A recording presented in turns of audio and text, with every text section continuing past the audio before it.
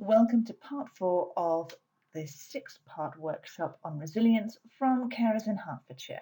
In this section, we are going to be looking at support networks. There are so many different support networks available to us that it's worth taking a moment to reflect on who is already there to help us in our lives. If you've got time, pause the video and make a mind map of the different support networks you already have in your life, the people or organisations that you can call on for help. So, in the middle of a piece of paper, write support networks. Around this, start writing the different networks that you can call on. So one of the things you might write down would be friends. And then from friends, you could have some lines going out to individuals' names. In this exercise, you can consider help with the person that you care for or with life in general, just any person or organisation that you are able to call on for help. We've tried to put these together in some kind of organised group, but there will always be support networks that defy categorisation. The first port of call for a lot of us is family, friends, neighbours, generally the people or the individuals that we know who are not part of any particular organisation. This can be extended to faith groups, so people who are members of churches or mosques. There is often a real sense of community and people looking after each other within that community. Also, interest groups. If you've been part of a choir or a bowls team for a long time, they are, as well as friends, they're connected to you by hobbies, and they may be people that you turn to for help. Carers are a very useful support network because they get it. They understand what it's like to care for someone else. So you might know other carers and they might be part of your life already.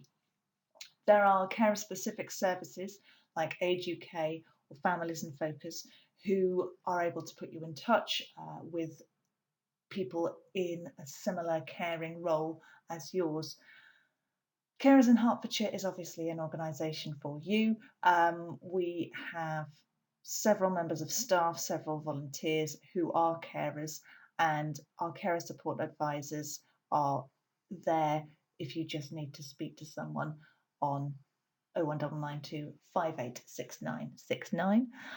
Our support hubs are available across the county. There are 16 of them now, so do check out our website for your nearest one. They meet monthly, they're run by volunteers, and they're a space for people to go and discuss anything that's on their mind, anything they need support with. They're people in your local community who have been through the caring process, who are doing it at the moment, and are willing to help and share their experience. Mentors are another useful source of information and support. You might have an informal mentor, just someone who's been through something similar or someone who's been guiding you for a while in your personal life. We do offer a mentoring scheme where we try and match you up with someone who is in a similar caring role in a similar location to just meet up one-to-one for discussion, advice, support. And if that's something you're interested in, do please get in touch. Health and practicalities is another very general grouping, but there are all sorts of support networks out there to help us look after our own health and that of the person we're caring for. There are lots of condition-specific services out there. I've just given 2 examples of Parkinson's UK and MenCap, but whatever condition the person we're caring for has, there will usually be a specific organisation out there giving information and advice. Obviously, for any health concerns, our GP is out there to help, as well as pharmacists. We've spoken in previous videos about what they can do in terms of medicine management. Heart's Independent Living Service is out there to help people who want to live independently in their own homes. They offer things like the old Meals on Wheels service and also active ageing, which helps people continue exercising and staying healthy. Care agencies, for example, Crossroads, can help provide care workers who come in and look after the health of the person that you're caring for. Admiral nurses are available for people with dementia, and they can offer a huge range of expertise to help. Community transport is available to help people get from one end of the county to the other, to help attend hospital appointments and things like that.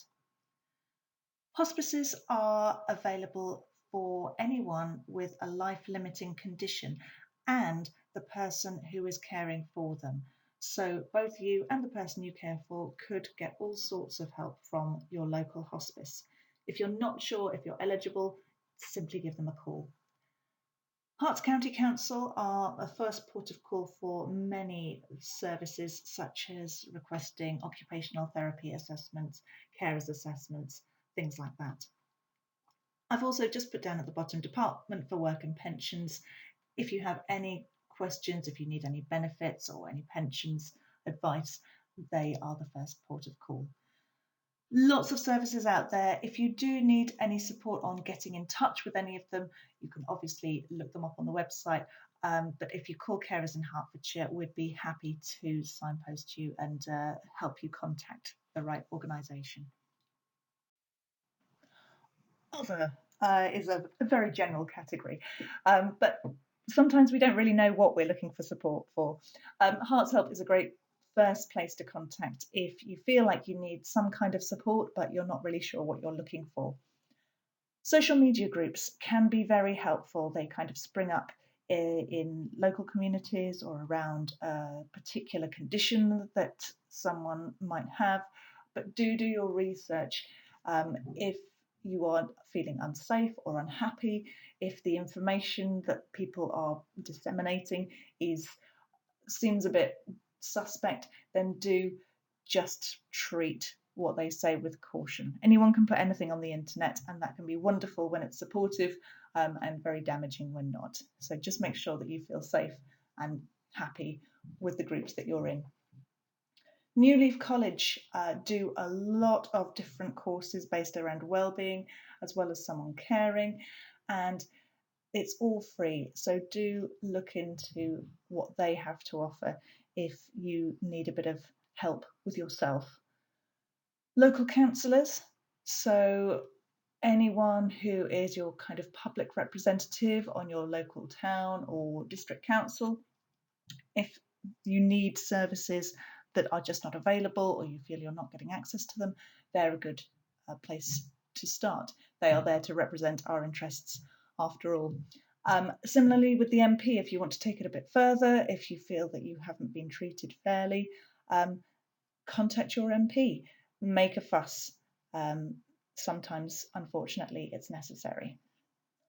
Libraries are increasingly a kind of community hub, so they do all sorts of events. They have all sorts of information and groups who use their services, use them as a venue, and publicise through them. So it's worth contacting your local library if you want to see what's going on in the community. Depending on your situation, the police may be a very useful support network for you.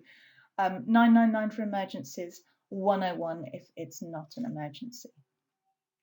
Counsellors, different spelling to the political kind, the kind of counsellors who will give you counselling, therapy. You can go private, you can self-refer, or you can go through your GP if you feel you need a bit of support with your mental health or relationships or bereavement, anything that you're going through. And finally, the Samaritans is always a good number to have just in case you need someone to talk to. 116 123, and you'll get through to a Samaritan. They are just there to listen. That's the end of part 4. Our next video is going to be on changing relationships. So I'll see you there.